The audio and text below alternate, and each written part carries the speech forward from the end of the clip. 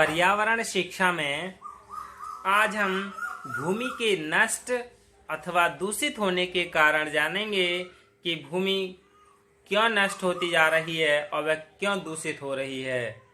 Causes of destruction और pollution of lands, यानी भूमि का ठीक से उपयोग न हो पाने के कई कारणों को मोटे तौर से दो बिंदुओं में विभाजित किया जा सकता है। यानी दो कौन कौन से हैं? भूमि क्षरण और भूमि प्रदूषण। यानी several reasons for land not being properly utilised can be broadly divided into 2 points. First है सोइल इरोजन, सेकंड है सोइल पॉल्यूशन। तो सबसे पहले हम भूमि क्षरण यानी सोइल इरोशन के बारे में जान लें कि क्या है। भूमि क्षरण एक ऐसा अभिशाप है जिसके द्वारा चाहे अनचाहे, जाने अनजाने, जाने कितनी भूमि यूं ही नष्ट हो जाती हैं।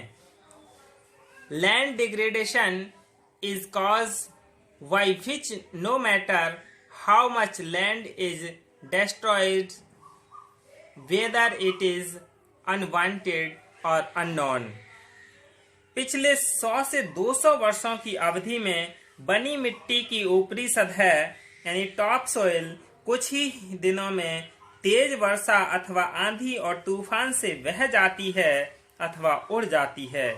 मिट्टी नष्ट तो बहुत कम समय में ही हो जाती है, जबकि उसके बनने में बहुत समय लगता है। अतः मिट्टी की रक्षा करना बहुत आवश्यक और महत्वपूर्ण है। यह भूमि क्षरण जल और हवा दोनों से होता है। तो सबसे पहले हम जल द्वारा भूमि क्षरण जान लें, सॉइल इरोजन बाय वाटर। जहां वनस्पति क्षेत्र विरल तथा अपर्याप्त होता है और जहां आसपास भी सघन पेड़ नहीं होते, वहां की भूमि की मिट्टी की सतह धीमे धीमे क्षय होती जाती है और उसका आभास भी नहीं हो पाता। Where the vegetation area is incessant and immediate, and where there are no dense trees around, the soil surface of the land is slowly decaying. It is not even visible. वर्षा की बूंदों से भूमि की मिट्टी पर कटाव होता है और वर्षा जल के बहने के साथ ही मिट्टी भी बह जाती है।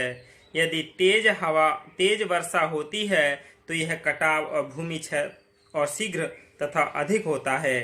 इससे बचने के बहुत सारे उपाय हैं, जैसे भूमि की जुताई, पानी का निकास व्यवस्था के लंबवत करने से मिट्टी का कटाव और भूमि का क्षरण कम हो जाता है।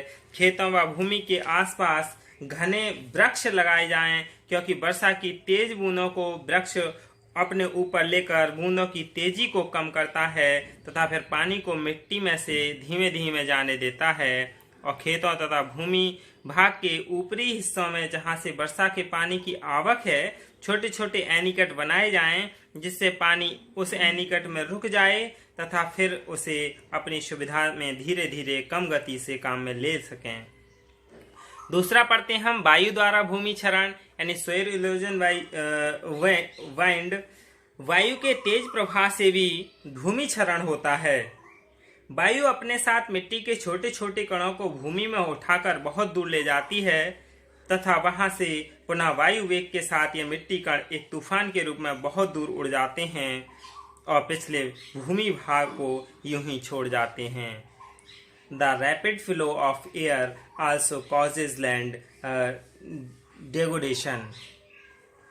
इसके बचाव के लिए भी जिन तरीकों को सुझाया गया है, सजेशन दिया गया है, वो हैं से वायु की दिशा के विपरीत खेतों की रक्षा करना, एयर की नमता बनाए रखना जिससे मिट्टी सहज ही उड़ने ना पाए, यह उचित है कि दोनों प्रकार के भूमि क्षरण के कारणों से मिट्टी के क्षय को रोकने के लिए दो बात अपनाना जरूरी है। कौन सी हैं? पानी के बहाव अथवा वायु के प्रवाह के विरुद्ध रक्षा पेटियों यानी शेल्टर वेल्स की व्यवस्था करना और खेतों के आसपास सघन वृक्षावली लगाना।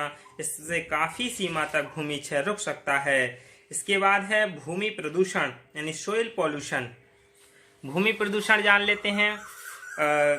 भूमि में भौतिक, रासायनिक या जैविक गुणों में ऐसा कोई भी अवांछित परिवर्तन जिसका प्रभाव मनुष्य तथा अन्य जीवों पर पड़े या जिससे भूमि की प्राकृतिक यानी नेचुरली क्वालिटी तथा उपयोगिता नष्ट हो, भू प्रदूषण कहलाता है। Any unwanted change in the physico chemical biological properties of the land that affects humans and other animals or that destroys the natural quality and utility of the land is called land pollution। यानी ये भी दो तरह से होता है, मिट्टी की अम्लीयता, मिट्टी की क्षारीयता। तो मिट्टी की अम्लीयता जान लें, यानी सोइल एसिडिटी। ये विकार आर्द्र क्षेत्रों की भूमियों में पाया जाता है। आर्द्रता के कारण जब भूमि में हाइड्रोजन आयंस की आणविक प्रगाढ़ता अधिक और हाइड्रोक्लोरिक आयंस अपेक्षाकृत कम होते हैं तो अम्लीय विकार उत्पन्न हो जाते हैं, जिससे मिट्टी के घोल का पीएच मान सदैव 7 से कम रहता है। इस विकार के कारण एल्यूमिनियम, लोहा अधिक घुलनशील होने से पौधों के लिए विष का कार्य करते हैं तथा मैंगनीज यौगिक की मात्रा बढ़ने से पौधों की अपचयन क्रिया रुक जाती है। मृदा जीवाणुओं की क्रियाशीलता भी मंद होती है। फसलों को कैल्शियम, मैग्नीशियम, मोलिब्डेनम और फास्फोरस कम मात्रा में उपलब्ध होता है, जिसके परिणाम स्वरूप फसल उत्पादन में गिरावट आ जाती है। और फिर है मिट्टी की क्षारीयता, यानी ये विकार शुष्क और अर्धशुष्क क्षेत्रों में अधिक वाष्पीकरण के कारण होता है। सोइल अल्कनिटी में भूमि की ऊपरी सतह पर सोडियम, कैल्शियम, मैग्नीशियम, पोटास के क्लोराइड्स, कार्बोनेट्स, बाइकार्बोनेट्स तथा कभी कभी नाइट्रेट्स भी पाए जाते हैं, जिनके कारण ये विकार उत्पन्न होते हैं। और इन मिट्टियों का पीएच मान सदैव 7 से अधिक होता है। ये विकार भूमि में क्षारीय लवणों के बाष्पीकरण से, जल निकास का उचित प्रबंध न होने से और नहरी जल से निरंतर सिंचाई करने से, सोडियम नाइट्रेट्स आदि उर्वरकों के निरंतर प्रयोग से होता है। इस विकार का मिट्टी पर विषैला प्रभाव होता है। जैविक दशा बिगड़ जाती है, भौतिक, रासायनिक सभी तरह की। इससे फसल उत्पादन न्यूनतम ही प्राप्त होता है। इसके बाद है रासायनिक और कीटनाशक दवाओं का भूमि प्रभाव, यानी effect of pesticides and chemical fertilisers. आज उत्पादन बढ़ाने के लिए खेतों में रासायनिक खादों, कीटनाशक, शाकनाशी व कवकनाशक रसायनों का प्रयोग दिन प्रतिदिन बढ़ रहा है, जिससे भूमि में हानिकारक तत्वों की मात्रा बढ़ने से भूमि प्रदूषण हो रहा है। जैसे अमोनियम सल्फेट उर्वरक का खेतों में लगातार प्रयोग करने से भूमि में अम्ल की मात्रा बढ़ जाती है। इसी प्रकार सोडियम नाइट्रेट से क्षारीय विकार पैदा हो जाता है। कीटों को नष्ट करने के लिए डीडीटी, वीएचसी जैसे हानिकारक विषयों का अधिक मात्रा में प्रयोग किए जाने से भूमि में इन रसायनों का अंश कई वर्षों तक रहता है, जिससे मृदा प्रदूषण होने के साथ साथ इन विषयों का अंश अनाजों में आने से मानव में नए नए रोग व बीमारियां फैल रही हैं, जो मानव समाज के लिए अभिशाप है। विभिन्न प्रकार के अपशिष्ट यानी डिफरेंट काइंड्स ऑफ वेस्ट, एक तो घरेलू अपशिष्ट है, डोमेस्टिक वेस्ट, नगर पालिका अपशिष्ट यानी म्यूनिसिपल वेस्ट, और औद्योगिक अपशिष्ट यानी इंडस्ट्रियल वेस्ट, और फिर है कृषि अपशिष्ट, एग्रीकल्चर वेस्ट, और अन्य अपशिष्ट यानी अदर वेस्ट। ये सभी क्या हैं, यानी भूमि प्रदूषण को बढ़ाते हैं और भूमि को नष्ट होने और दूषित होने के यही क्या है कारण हैं। धन्यवाद।